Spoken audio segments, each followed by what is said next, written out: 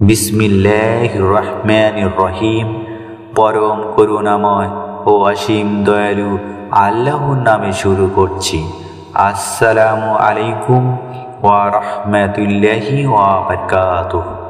ইসলামের জীবনের নিয়মিত দর্শক, আশা করি আল্লাহর অশেষ মেহেরবানি ও দয়ায় আপনারা সবাই সুস্থ ও নিরাপদে আছেন।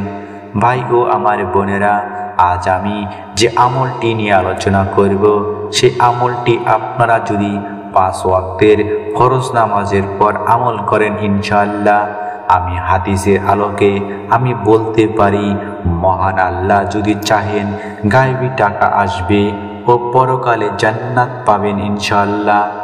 ভাই ও আমার বোনেরা, আজকের দোয়ার আমলটি আপনারা যদি শতভাগ বিশ্বাস ও ইখলাসের সহিত আমল করেন, মহান আল্লাহ খুশি হয়ে আপনাদেরকে 2টি পুরস্কার দিবেন। সেই 2টি পুরস্কার বলেছি, আমি আবারও বলছি।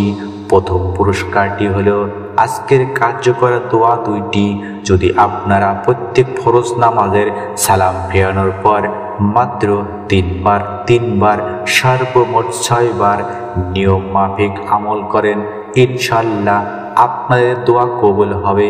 দোয়ার আমলটির বদলতে দুনিয়াতে মহান আল্লাহ গায়েবী ধন সম্পদ দান করবেন এবং দ্বিতীয় পুরস্কারটি কাল কিয়ামতে হাসরের ময়দানে শেষ বিচারে জান্নাত দান করবেন রহিম রহমান আল্লাহ। সুবহানাল্লাহ, সুবহানাল্লাহ।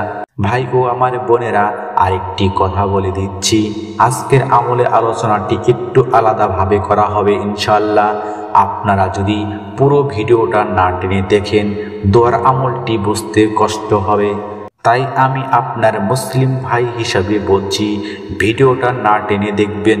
ছোট্ট অনুরোধ, ভিডিওতে একটা লাইক ও চ্যানেলটি সাবস্ক্রাইব করে বেল বাটন অন করবেন। তো চলুন গুরুত্বপূর্ণ আমলের আলোচনায়। নবীজি সাল্লাল্লাহু আলাইহি ওয়াসাল্লাম প্রত্যেক ফরজ নামাজের পর সাধারণ নিয়মে তাসবিহ, তাহলিল, জিকির, আজকার ও দোয়া করতেন।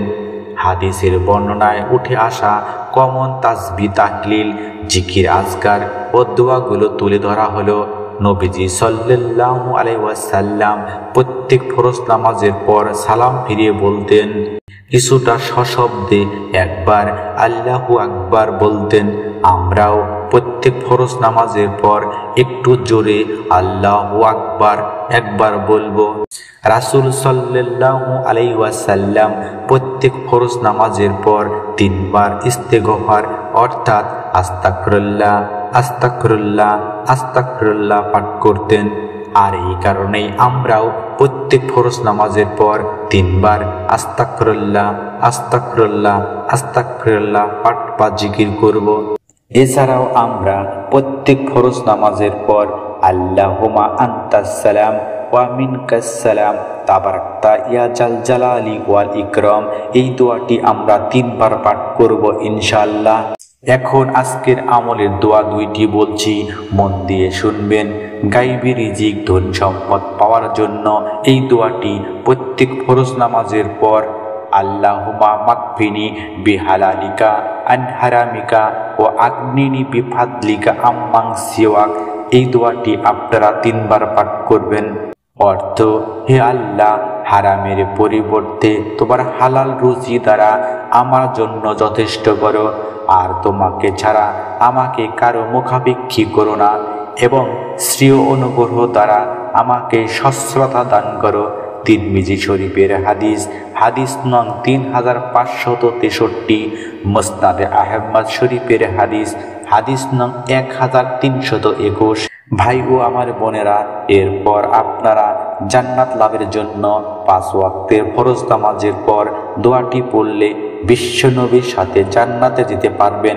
সুবহানাল্লাহ, সুবহানাল্লাহ। দোয়াটি হচ্ছে, রাদিতু বিল্লাহি রাব্বাও ওয়া বিল ইসলামি দিনাও ওয়া বি মুহাম্মাদান নাবিয়্যা ওয়া রাসূলা। আমি দোয়াটি আবারও বলছি, রাদিতু বিল্লাহি রাব্বাও ওয়া বিল ইসলামি দিনাও ওয়া বি মুহাম্মাদান নাবিয়্যা ওয়া রাসূলা। এই দোয়াটি আপনারা 3 বার পাঠ বা তিলাওয়াত করবেন। অর্থ, আমি আল্লাহকে রব ইসলামকে দিন এবং মোহাম্মদ সাল্লাল্লাহু আলাইহি সাল্লামকে রাসূল হিসাবে সন্তুষ্ট চিত্তে মেনে নিয়েছি। সাহাবী মুনাইজির রাদিয়াল্লাহু আনহু হতে বর্ণিত, আমি রাসূল সাল্লাল্লাহু আলাইহি সাল্লামকে বলতে শুনেছি যে সকালে বলবে রাদিতু বিল্লাহি রাব্বাও ওয়া বিল ইসলামি দিনাও ওয়া বি মুহাম্মাদান নাবিয়্যা ওয়া রাসূলা, অর্থাৎ দ্বিতীয় দোয়াটি তাকে হাতে ধরে জান্নাতে পৌঁছানোর জিম্মাদার আমি, অর্থাৎ রাসূল সাল্লাল্লাহু আলাইহি ওয়াসাল্লাম। মুজামুল কাবির হাদিস 355। সর্বশেষ আপনারা দুরূদে ইব্রাহিম অথবা যে কোনো একটি দুরূদ শরীফ 3 বার পাঠ করবেন, কেননা যে দোয়া বা আমলে রাসূল সাল্লাল্লাহু আলাইহি ওয়াসাল্লামের উপর দুরূদ শরীফ পাঠ করা হয় না, সেই দোয়া বা আমল আল্লাহর কাছে পৌঁছায় না এবং কবুলও হয় না। আপনারা ইচ্ছে করলে সবচেয়ে ছোট দরুদ সাল্লাল্লাহু আলাইহি ওয়াসাল্লাম, সাল্লাল্লাহু আলাইহি ওয়াসাল্লাম, সাল্লাল্লাহু আলাইহি ওয়াসাল্লাম এই ছোট্ট দরুদ শরীফটিও 3 বার পাঠ করতে পারেন। এরপর চোখ বন্ধ করে 2 হাত তুলে বিশ্ব জগতের মালিক রহিম রহমান আল্লাহর কাছে গায়বী রিজিকের জন্য এবং জান্নাত লাভের জন্য ফরিয়াদ করবেন। আল্লাহ সবার দোয়া ও আমল কবুল করুন, আমিন সুম্মা আমিন।